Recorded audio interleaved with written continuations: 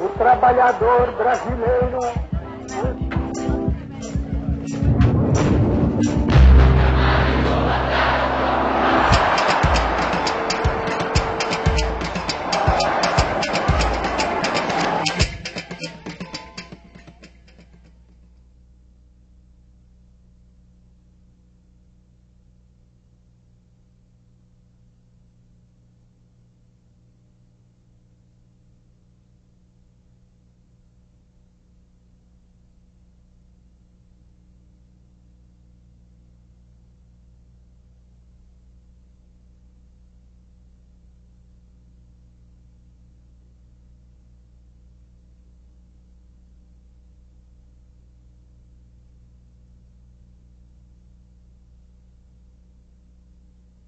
Pois conseguimos organizar o trabalho nacional segundo os princípios cristãos da justiça social, sem abalos econômicos.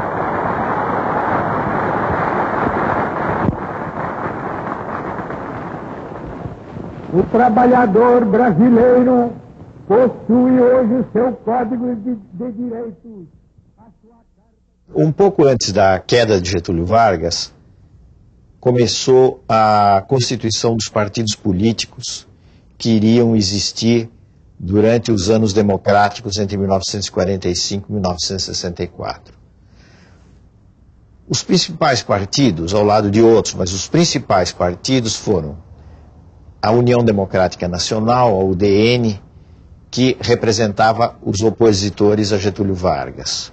O PSD, que era, de certo modo, uma invenção de Vargas, representando, sobretudo, a burocracia do Estado Novo e setores rurais. Finalmente, o PTB, o Partido Trabalhista Brasileiro, que era também um partido imaginado por Getúlio Vargas, pretendendo organizar a classe trabalhadora urbana. Depois da queda de Getúlio, o poder foi assumido pelo presidente do Supremo Tribunal Federal, José Linhares. E foram preparadas as eleições para 2 de dezembro de 1945. Getúlio participou como candidato da eleição, o que é uma demonstração de que ele foi afastado do poder, afastado da presidência, mas não afastado do jogo político. E como naquela época se podia candidatar por vários estados, ele se candidatou a deputado, a senador, por São Paulo, pelo Rio Grande do Sul, e acabou sendo eleito por todos esses estados. Acabou, inclusive, tendo que fazer uma escolha, naturalmente, e tornou-se senador pelo Rio Grande do Sul. Meu nome é Rio Grande, eu sei que nasci para ser tradição.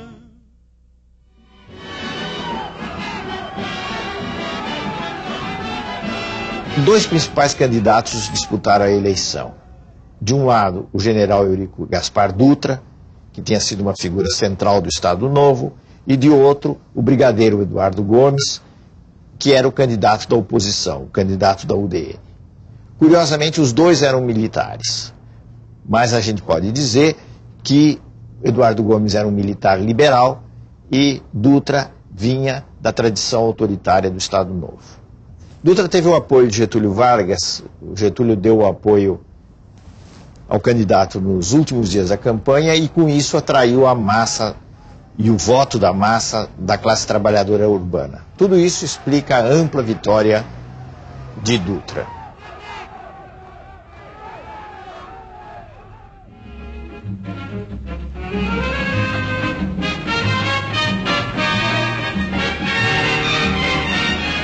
Ao mesmo tempo em que se procedeu à eleição de Dutra, se procedeu à eleição para uma Assembleia Constituinte, isto é, a eleição de figuras políticas encarregadas de elaborar uma nova Constituição.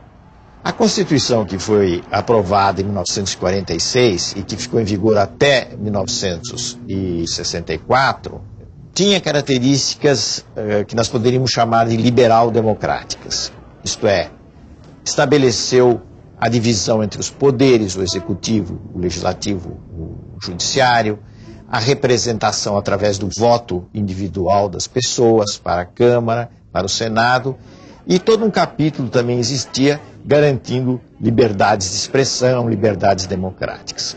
Uma última coisa que é significativa na Constituição de 46 é que ela definitivamente estabeleceu o voto às mulheres. Então, todas as mulheres maiores de 18 anos tiveram o direito e a obrigação de votar, assim como os homens. Do ponto de vista econômico, o governo Dutra passou de um modelo chamado de liberal para um modelo em que havia maior controle do Estado. E na época dele, ocorreu no plano internacional uma coisa muito importante, que foi a passagem de uma época de confraternização das potências que ganharam a Segunda Guerra Mundial para o início da Guerra Fria, que pôs frente a frente os Estados Unidos e a União Soviética. Trabalhadores do Brasil, eu vos dirijo minha palavra nesse momento nacional.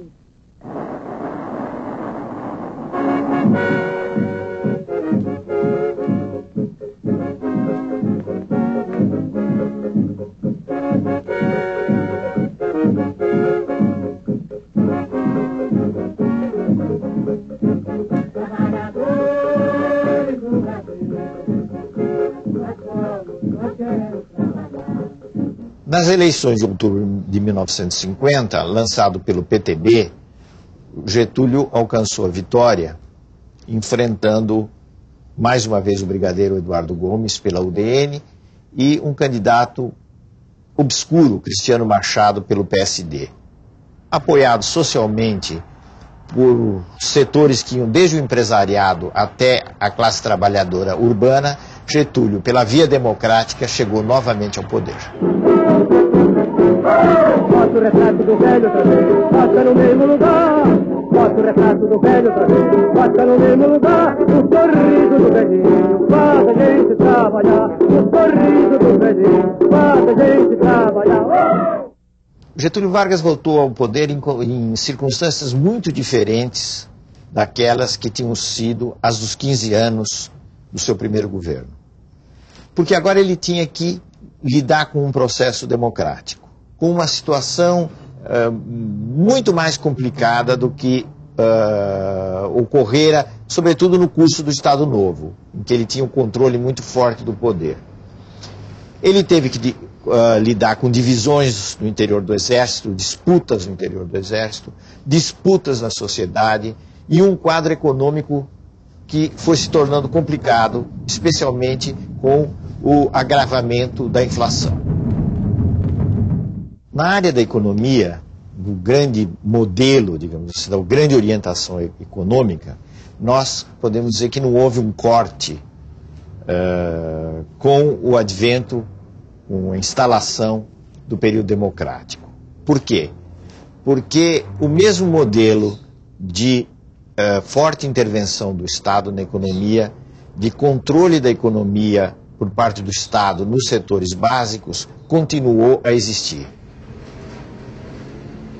Um dos momentos de mobilização mais intensa do segundo governo Vargas foi o momento da luta pelo petróleo, a luta pelo monopólio estatal do petróleo, que deu origem à formação da Petrobras. Essa luta é muito interessante, porque na realidade mostrou que havia mais possibilidade de mobilizar o país inteiro em torno de certos valores que não eram de classe operária, classe trabalhadora, etc., mas que eram valores nacionais.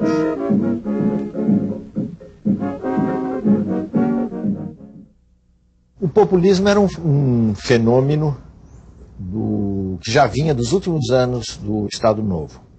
E era uma tentativa de Getúlio e do grupo que o cercava de unir numa frente política o Estado, os trabalhadores urbanos e o empresariado nacional, aquilo que se chamava de burguesia nacional. Ocorre que, no segundo governo Vargas, o populismo tomou um aspecto muito mais mobilizador. Quer dizer, Getúlio, cada vez mais convencido de que ele podia mobilizar e se apoiar nas classes trabalhadoras urbanas como um recurso político para os seus objetivos. Esse foi um dos problemas do segundo governo Vargas, na medida que essa política, que não era propriamente uma política conservadora, assustou muitos setores conservadores e especialmente grupos no interior do Exército.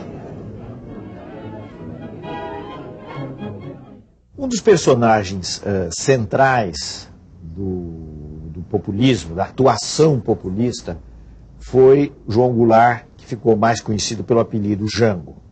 O Jango foi ministro do Trabalho do Getúlio e era um personagem pelo qual Getúlio tinha muitas simpatias. Na realidade, Getúlio e Jango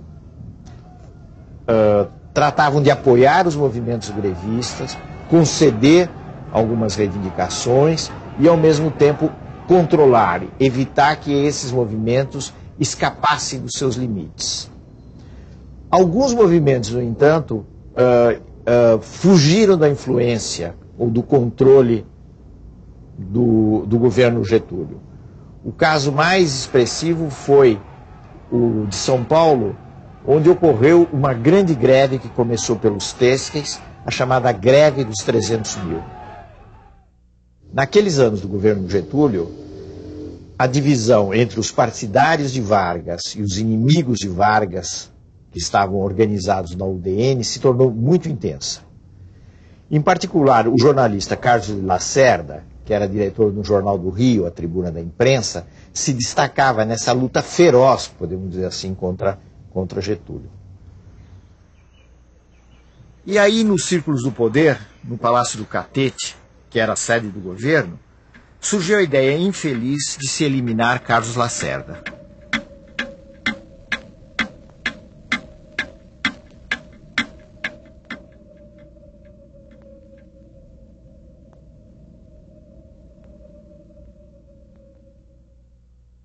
O atentado contra Lacerda foi um verdadeiro desastre. Primeiro porque o atentado em si era uma ideia absurda, indigna, e depois porque toda a ação foi muito mal executada, resultando na morte de um companheiro de Carlos Lacerda que estava ao lado dele quando ele entrava no seu apartamento na Rua Toneleiros, no Rio de Janeiro. Esse amigo de Lacerda era o Major Vaz da Aeronáutica, que se transformou numa espécie de mártir e de emblema dos opositores de Getúlio. A morte do Major Vaz teve um efeito eletrizante, começou-se a acusar os íntimos de Getúlio e o próprio presidente da prática de corrupção. O próprio Getúlio falou que havia um mar de lama à volta dele, que ele não conhecia, e ele realmente se sentiu encurralado e acabou dando um tiro no peito em 24 de agosto de 1954, deixando uma carta chamada famosa Carta Testamento de Getúlio Vargas.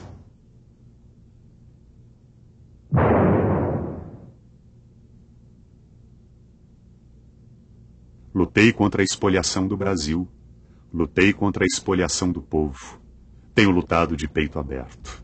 O ódio, as infâmias, a calúnia não abateram meu ânimo. Eu vos dei a minha vida. Agora vos ofereço a minha morte. Nada receio. Serenamente dou o primeiro passo no caminho da eternidade e saio da vida para entrar na história.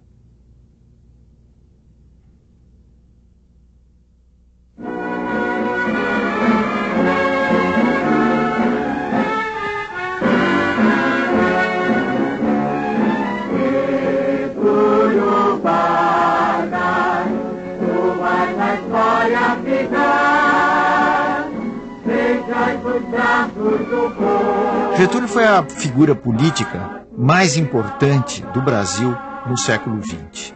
Apesar de todas as suas contradições, com a morte dele por razões políticas, com esse sacrifício, ele se converteu perante as massas populares num verdadeiro mito.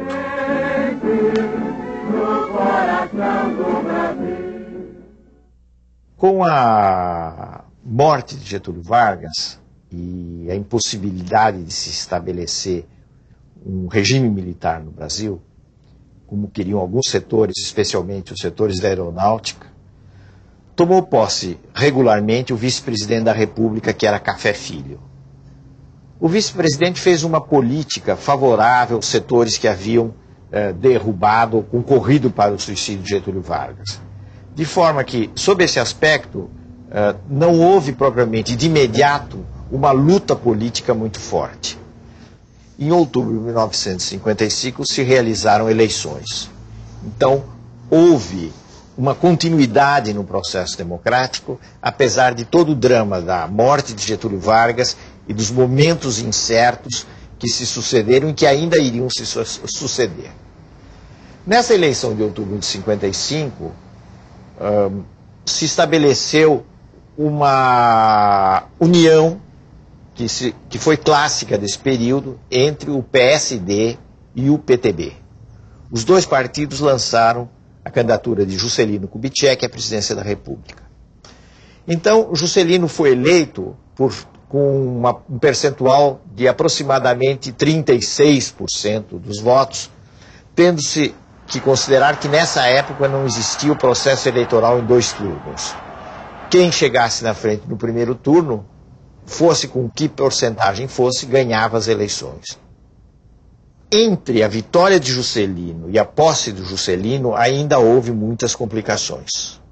Porque a UDN, o setor militar, adversário do getulismo, se opuseram fortemente à posse de Juscelino.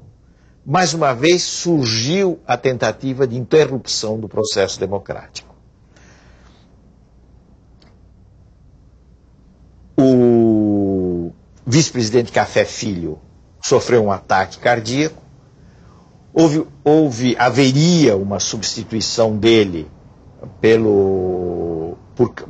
por Carlos Luz, e nesse momento de incerteza e de risco para a posse de Juscelino, houve o chamado golpe preventivo do Marechal Teixeira Lott.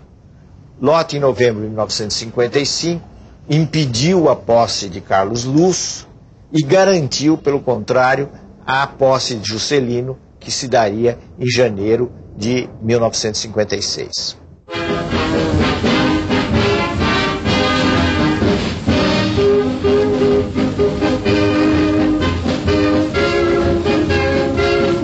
A multidão cresce a cada instante em frente ao Palácio Presidencial. A multidão penetra nos jardins. Da varanda da área interna do andar térreo, o novo presidente passa a receber os cumprimentos dos populares. Desfilam diante do chefe do governo, apertando-lhe a mão e abraçando-o efusivamente, trabalhadores, senhoras, jovens e velhos. O governo de Juscelino, que começou com tantas incertezas, se realizou de uma forma relativamente estável e com muitos apoios. Realmente inédita em nossa história, os bravos soldados do Brasil. O Juscelino conseguiu reunir em torno dele amplos setores da população. E isso, sobretudo, através da realização de um programa que ficou conhecido como o Programa de Metas. Esse Programa de Metas, de alguma maneira, alterou, não o modelo, mas mudou um pouquinho os rumos da política econômica. Juscelino passou do nacionalismo econômico que vinha do passado a uma espécie de desenvolvimentismo econômico. Qual é a diferença disso? A diferença consiste em que, admitindo o papel importante do Estado e insistindo no desenvolvimento econômico, Juscelino incentivou os investimentos privados, como se viu principalmente com a criação de uma indústria automobilística no país. Novembro de 1959. Juscelino inaugura a primeira indústria automobilística, a Volkswagen no Brasil. A classe média orgulhava-se dos automóveis e eletrodomésticos made in Brasil.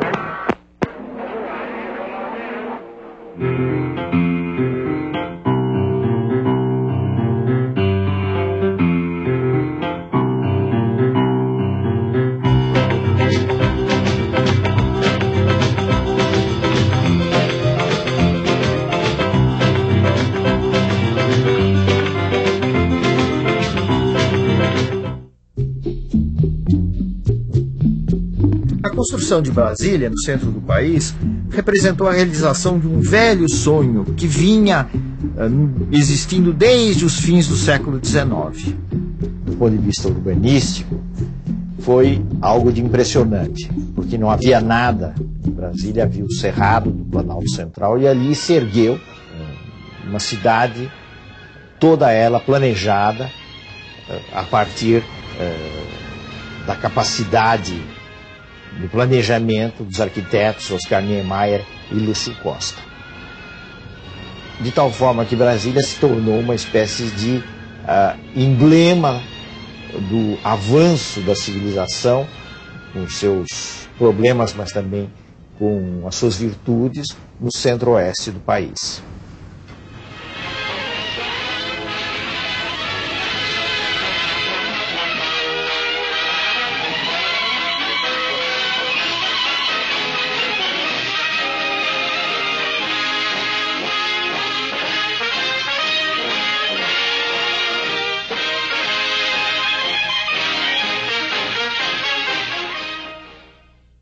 A sucessão de Juscelino Kubitschek se deu de uma forma normal no regime democrático, numa disputa presidencial em que os nomes principais foram Jânio Quadros de um lado, uma figura inteiramente nova, vamos dizer, atípica na vida política brasileira, e o Marechal Teixeira Lott de outro. O Marechal Teixeira Lott era um nome respeitado nos meios militares, mas era um mau candidato. Ele não empolgava a massa popular e, com isso, a possibilidade de êxito da sua candidatura era e foi muito escassa. Jânio conseguiu perceber uma coisa que era muito importante, que o tema da moralidade pública poderia ter um rendimento popular. Jânio se transformou num grande personagem do ponto de vista político e alcançou uma vitória muito expressiva nas eleições de 1960. Barre, barre, vassourinha, barre, barre a bandalheira, e o povo está cansado de sofrer dessa maneira. O governo Jânio foi um governo muito breve, um governo de poucos meses. Pela primeira vez, um presidente tomava posse em Brasília e ele deveria governar em Brasília. Aconteceu, entretanto, uma coisa curiosa que iria marcar a história política dos anos seguintes, que foi o fato de que o vice-presidente eleito junto com Jânio não pertencia à chapa que tinha o apoio principal na UDN. O eleito foi precisamente Jango Goulart. Isso aconteceu porque, naqueles anos, era possível votar num candidato de um partido para presidente e no candidato de outro partido para vice-presidente. Isso resultando num problema que se tornou muito grave com a renúncia de Jânio Quadros. Como é que se explica a renúncia desse personagem misterioso? Que ele realizou uma política conservadora, ou tentou realizar uma política conservadora, mas necessária, tentando reorganizar finanças, tentando controlar a inflação. Ao mesmo tempo, ele adotou o que se poderia chamar uma política progressista no plano das relações internacionais do Brasil. Em pouco tempo, Jânio perdeu o melhor dos apoios que ele tinha. A esquerda não confiava nele, os nacionalistas não confiavam nele, apesar da política externa independente. Por sua vez, as forças que o apoiaram também deixaram, em grande medida, de apoiá-lo. O que é que Jânio imaginou, então, diante desse quadro? Ele imaginou uma espécie de espetáculo de renúncia, do qual ele voltaria mais fortalecido. Então isso parecia um expediente que daria certo. Só que deu inteiramente errado. Quando ele renunciou, não se discutiu praticamente a renúncia. Ele veio para São Paulo, praticamente nada aconteceu. E o que ocorreu foi o fato de que ele abriu, com isso, com esse gesto profundamente negativo, um vazio, um trauma na vida política brasileira.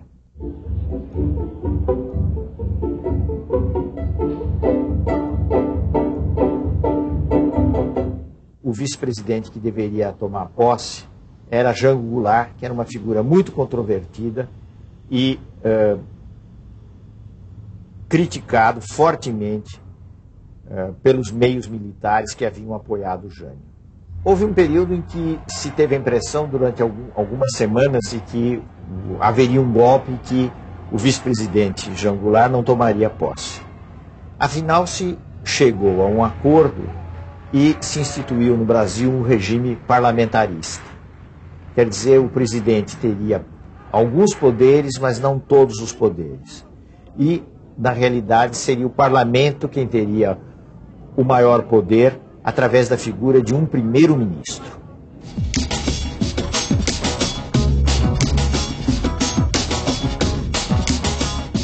O período de governo de Jango Goulart talvez possa ser definido como um período de populismo radical. Houve um populismo do fim do Estado Novo, depois um populismo mais mobilizador do segundo governo Getúlio, e no governo Jango, na realidade, ele tomou aspectos de maior radicalidade. Houve um comício em março de 1964, no Rio de Janeiro, o famoso comício da Central do Brasil, em que Jango anunciou uma série de medidas de reformas perante uma grande massa da população. E deu com isso a impressão de que estavam se iniciando as chamadas reformas de base, a reforma agrária, a reforma urbana, que conduziriam o país, ao ver dos conservadores, a um rumo desconhecido.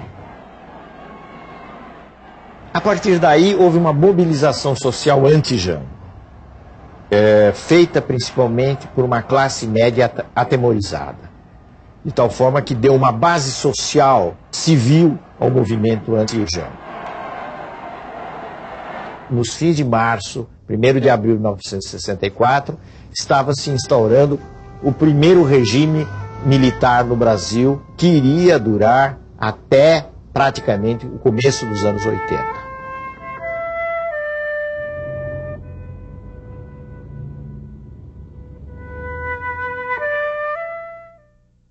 No próximo programa, os generais no poder, o milagre econômico, os sucessos e os fracassos do regime militar no Brasil.